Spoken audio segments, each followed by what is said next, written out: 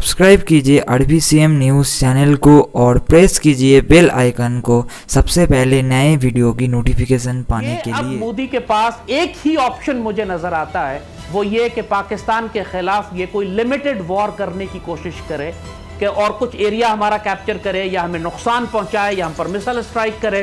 कुछ करे ताकि इसकी इज्जत कुछ बच जाए। और आप जैसे कि आप खबरों में जान भी रहे हैं, आपके कोर कमांडर्स कॉन्फ्रेंस भी हुई है, डीजीआईएसआई के दफ्तर में भी मीटिंग हुई है, एक थ्रेट हमारे यहां फील हो रहा है। इंडिया ने मोबिलाइजेशन की है राजस्थान में, उनके शिप्स समुद्र में निकले हैं, उनकी डिप्लॉयमेंट जो लाइन ऑफ कंट्रोल पे इस वक्त भी जब हम बात कर रहे हैं तो एक फियर्स क्लैशेस हो रहे हैं लाइन ऑफ कंट्रोल पे, रोज हमारी कैजुअलिटीज और उनकी कैजुअलिटीज आ रही हैं। सो इस वक्त पाकिस्तानी कौम को एक हिस्टोरिक अपॉर्चुनिटी मिल रही है, पाकिस्तानी क़यादत को, हमारी मुसल्लह अफवाज को, कि चीन हमारा इत्तेहादी है और जब वो इंडिया को प्रेशर में ला रहा है मशरक की जानिब से, लद्दाख के जम्मू कश्मीर के मशरक की जानिब से, तो हमारे पास ये मौका है कि हम चीन के साथ मिलकर एक two front option, two front crisis India के लिए खड़ा कर दें। इंडिया किसी सूरत में टू फ्रंट वॉर नहीं लड़ सकता। चाइना ऑलरेडी एक एग्रेसिव पोस्चर में है, खून बहा चुका है इंडियंस का। पाकिस्तान इस वक्त अगर एक एग्रेसिव पोस्चर ले, जस्ट सोचिए, जस्ट इमेजिन द सिनेरियो कि अगर पाकिस्तान और चाइना मिलकर आजाद कश्मीर के ऊपर एक नो फ्लाई जोन बना दें, ऐलान कर दें कि हम किसी जहाज को उड़ने नहीं देंगे, पाकिस्तानी JF-17 थंडर्स जाएं और लद्दाख में जो चाइनीज एयर बेसिस हैं वहां पे जाके लैंड कर जाएं कि हम इंडिया के मशरक से भी, हम उस जानिब से भी इंडिया पर हमला करने के काबिल हो जाएंगे। अगर आप ये नहीं करेंगे, हम अपना पोस्चर इस तरह का बना लें कि हम अखनूर और जम्मू को की लाइन जो है वो काटने की बात करें, वो खुल के थ्रेट कर रहे हैं कि हम कराची ले लेंगे और हैदराबाद ले लेंगे और हम पाकिस्तान की GT रोड काट देंगे और आजाद कश्मीर और गिलगित बाल्टिस्तान पे कब्जा कर लेंगे। ज़ैद हामिद साहब, इंडिया के ताल्लुकात बांग्लादेश से खराब, नेपाल जैसे मुल्क के साथ उनके ताल्लुकात खराब, चाइना से ठुकाई हो गई, फौजी मॉरली डाउन है, माइनॉरिटीज खिलाफ हैं, अपोजिशन पार्टी शदीद नरेंद्र मोदी के खिलाफ हैं। इन सारे सिनेरियो को देखें तो morally down India, morally down Modi, disintegrated कौम जो है वो पाकिस्तान से लड़ने की पोजीशन में है।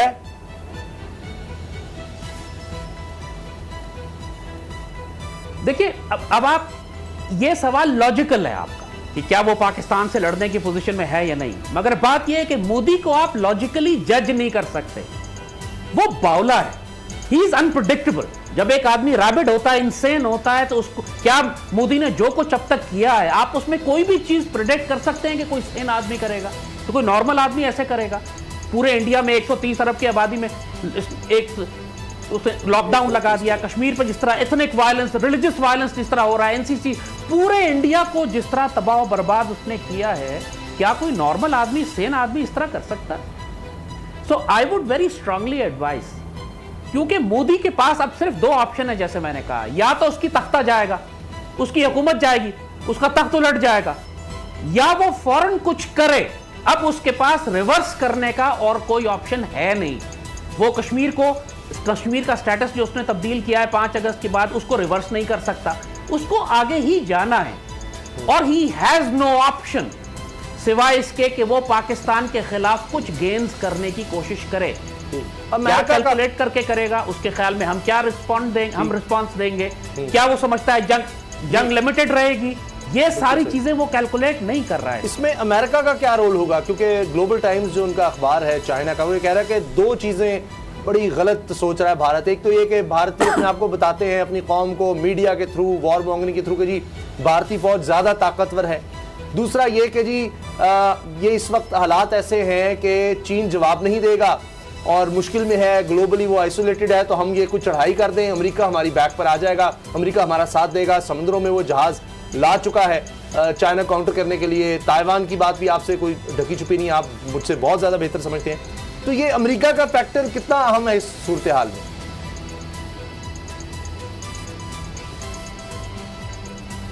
देखिए, अमेरिकन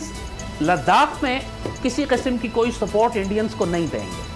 चाइनीज को भी यह बात मालूम है और चाइनीज भी इसीलिए कॉन्फ्लिक्ट को लद्दाख में महदूद रखना चाहते हैं। इनको मालूम है कि अगर अमेरिकन के साथ प्रॉब्लम होती है तो वो साउथ चाइना सी में होगी, ताइवान पे होगी, वो उस तरफ होगी कि उस थिएटर में होगी कि जहां पर चाइनीज कंफर्टेबल नहीं है इस वक्त लड़ना, और जो इस वक्त वीक एक्सेस है इंडिया का, जहां पर पूरी इंडियन आर्मी ट्रैप हुई हुई है आजाद जम्मू और कश्मीर के इलाके में, that is the battlefield which Chinese are going to choose. और अमेरिका का जहां तक ताल्लुक है, इस वक्त आप खुद अमेरिका के हालात को जानते हैं। इस वक्त वहां लॉकडाउन की वजह से, फिर वहां पे फसादात की वजह से, और जो हुकूमत के अंदर जो तसादुम और फसाद है, जो उनकी इकोनॉमी तबाह हो चुकी है, इस वक्त अमेरिकन अब इस कैपेसिटी में नहीं है कि पूरी दुनिया में नई जंगें शुरू करें, स्पेशली चाइना के खिलाफ। वो तो जर्मनी से अपने हजारों ट्रुप बाहर निकाल रहा है, ट्रंप जो है, उसने अफगानिस्तान से विड्रॉल की बात की है, वो मुख्तलिफ इलाकों में जहां पे उनके ट्रुप्स फैले हुए हैं उनको वापस समेट रहा है कि अमेरिका के अंदर सिविल वॉर और मार्शल लॉ का खतरा है। उन्होंने ऑलरेडी मिलिट्री पुलिस डिप्लॉय करना शुरू कर दी है वॉशिंगटन में, अमेरिकन शहरों में। तो इस वक्त अमेरिकन चाइना के खिलाफ इस किस्म की कोई मिलिट्री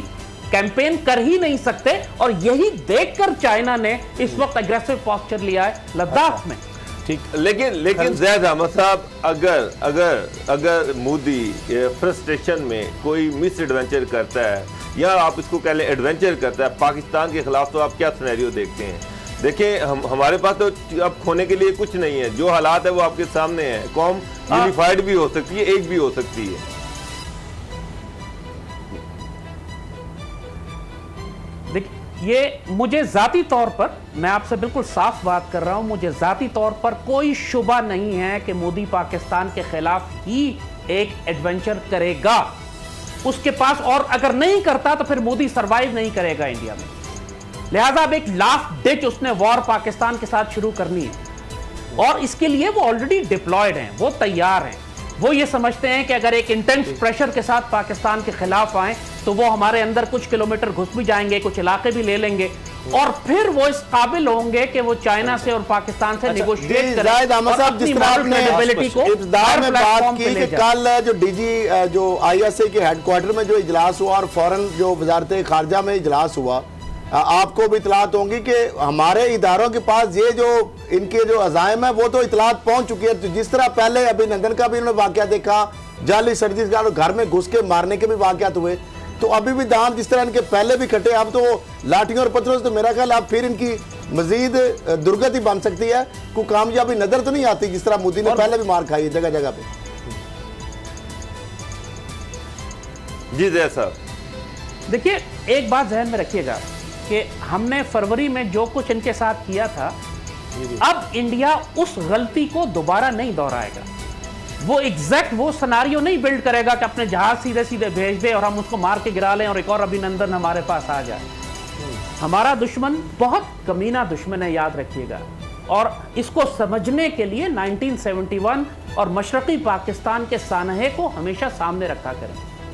हमेशा इस बात को समझें कि ये हमारा दुश्मन अंदर से पहले गद्दार इस्तेमाल करेगा, बगावतें करवाएगा, पाक फौज को अंदर फंसाएगा, और जब हमारे लिए अंदर पाकिस्तान आर्मी फंस जाएगी और हमारे लिए एक्सटर्नल ड्यूटी मुश्किल होगी, तो उसके बाद ये फौजें लेके दाखिल होगा। इस वक्त पाकिस्तान में, मैं फैक्चुअल बता रहा हूं, मैं आपको साफ बता रहा हूं कि पाकिस्तान के तमाम सूबों में बगावतें बर्पा करने के लिए दहशतगर्दों को एक्टिव कर दिया है जो इंडियन एसेट्स हैं, चाहे वो जीएसएन सेपरेटिस्ट मूवमेंट्स हो, चाहे वो एमक्यूएम एलिमेंट्स हो, चाहे पीटीएम और टीटीपी हो, चाहे बीएलए या बीआरए हो। ये तमाम एलिमेंट्स को इस वक्त इंडिया ने एक्टिवेट किया है। पाकिस्तान के रियासती इदारों के अंदर भी उनके असासे बहुत शुक्रिया, हुकूमत से सियासी मुखालिफत की वजह से लोग इस कदर गिर के जलील हो चुके हैं कि वो भारत का साथ